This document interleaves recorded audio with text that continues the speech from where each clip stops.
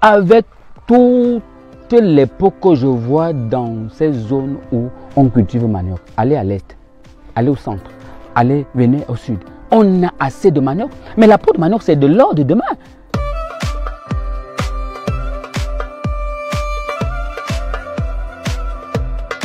Bonjour, bienvenue Investir au Cameroun.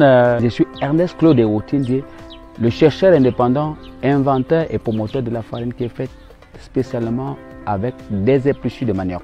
J'ai acquis un espace de 1000 m² et là tout à côté j'ai mis mon petit appartement et nous pensons mettre également une usine qui va produire de façon permanente et constante notre farine qui est faite à base des épluchures de manioc. Et là nous allons aller à mon domicile et vous allez voir comment ça se fait, comment je fais pour pouvoir obtenir à la fin la farine qui est faite à base des épluchures de manioc. Je suis pâtissier de formation. La première étape c'est d'avoir nos pots de manioc. Je vous ai dit d'entame que mon stock est épuisé et puis j'ai préparé juste une petite quantité pour faire cette expérimentation. Nous nettoyons notre pot de manioc. Voilà. Et nous récupérons la partie rouge que vous voyez.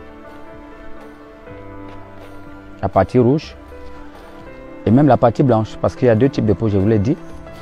Quand nous nettoyons nos pots de manioc,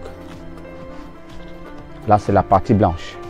La partie rouge est déjà dans le seau. Nous lavons parce que avec de l'eau, nous les lavons soigneusement jusqu'à ce que la saleté parte. Donc nous avons là deux types de peau, la peau blanche et la peau rouge. Après avoir lavé, nous prenons un temps de repos. Le repos nous permet, pendant une durée d'1 mois, de traiter notre peau de manioc. La peau de manioc comporte ou alors a un élément à l'intérieur qu'on appelle le cyanure d'hydrogène. C'est un poison. C'est un poison qui tue même les hommes, qui tue même les animaux, comme le porc par exemple. Et pour cela, vous faites quoi?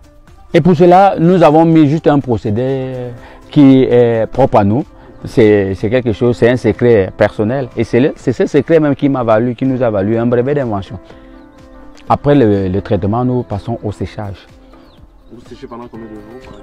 Bon, nous séchons pendant 4 jours pour la peau blanche, rouge et 3 jours pour la peau blanche. Après le séchage, nous avons deux options. Soit nous stockons nos peaux de manioc dans les filets, soit nous allons les écraser. Et généralement, quand je les stocke, c'est parce que je n'ai pas quelque chose à faire tout de suite. Ou alors, je n'ai pas un événement où participer, présenter cette farine. Après avoir écrasé notre farine, nous l'obtenons. Voilà le prototype de notre farine. La farine qui est faite à base des épluchures de manioc. Bien emballée, comme ceci. Et j'ai parlé aussi de ce que cette initiative nous a valu, notre brevet d'invention que voilà. Nous utilisons notre farine pour faire des gâteaux, des beignets, de la bouillie, des croquettes, des galettes, des cacahuètes, des biscuits, des crêpes également, avec notre farine. Et une farine comme ça, c'est combien de kilos? Le conditionnement, combien de kilos? Et ça coûte combien? Bien, cette farine, le conditionnement, c'est un demi-kilo. Et nous vendons ce demi-kilo à 1000 francs seulement. Quelqu'un va me poser la question de savoir pourquoi c'est plus cher. Je vais répondre à cette question tout de suite en disant que le Made in Cameroun coûte cher parce que les moyens nécessaires pour mettre des industries sur pied pour réduire le coût n'existent pas encore. Le président de la République nous a dit, produisons ce que nous consommons et consommons ce que nous produisons.